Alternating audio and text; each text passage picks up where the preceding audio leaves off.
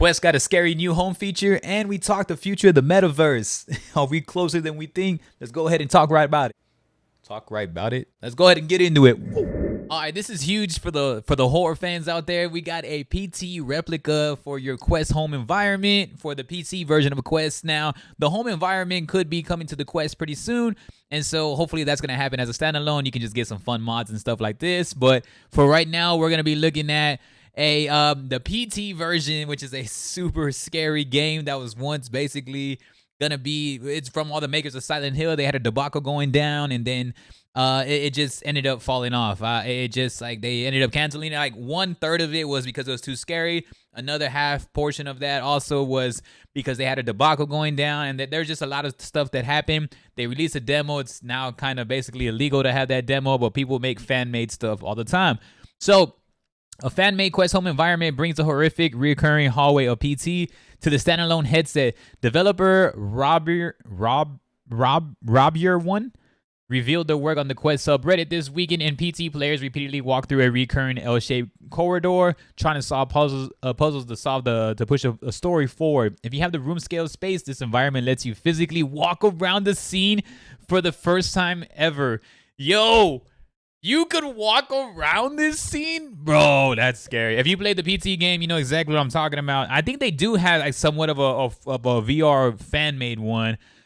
So check it out in the video. And so the video, as the video showing and stuff, you're going to see all that. The environment has been impressively recreated right down to the sway of hanging lights and a flashlight mysteriously dropped in a blood-stained bathroom. That's dope.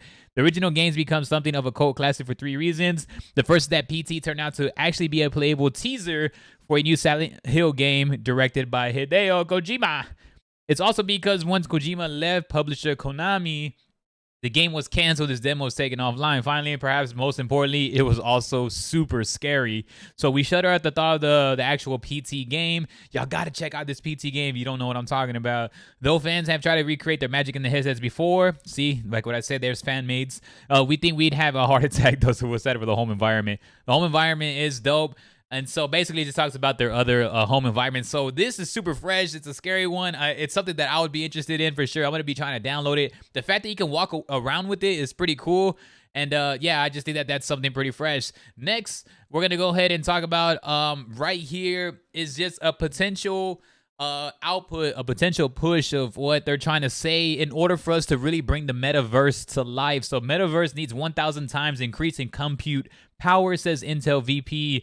Basically, in fairness, they're saying that if y'all want some high vision of this platform with lifelike avatars and environments that mix reality with virtual elements, but it's still a very much a far outreach. And what they're saying is that they need to upgrade 3 key areas: intelligent, ops, and computer. Intelligence refers to a unified programming model and a software development tools.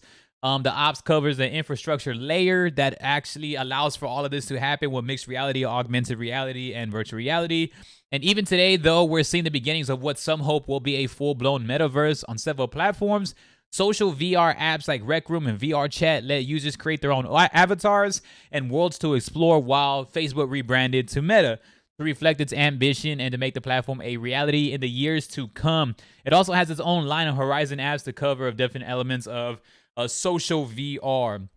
Whatever work may be happening, though, basically Kodori's word suggests that we're decades. He's possibly saying we're decades away from seeing that truly resemble a persistent online metaverse. Now, do I think decades? I'm not too sure, but I do know we're pretty far away from it. And so, in order, what I feel still, which is huge and majorly game changing, is one, that Apple is jumping into VR now. Meta also has their rebranding, but also, like, what's very huge is that they're trying to push social VR. Now it's a race to who can create that social VR app that probably is a lot simplified to jump into, but has the highest end of just aspects where you can really create something and make it a lifelike avatar. Y'all gotta let me know how far you think mixed reality is, just social apps, and if VR chat is going to take that next step potentially pretty soon, since now VR is really commercialized now for the most part. It's getting mainstream with some AAA. I think VR chat obviously is a lot higher than a Rec Room Essential, and I also think that Horizon worlds and like just the Horizon world in general, and the workrooms is going to be a little bit higher than potentially VR chat, but it's still just a meta thing. So I could be wrong, and maybe VR chat can take like a whole next level essential of being realistic into a social VR app, man. So y'all gotta let me know. Metaverse is coming through. We're getting a lot of leaks. We're getting a lot of people that are potentially throwing in on some goods, man. So let me know what y'all think, what we're doing, what's the next step after this in a social VR app where we can feel like we're still getting more into the metaverse, man. I appreciate y'all. Y'all have a good one. Peace.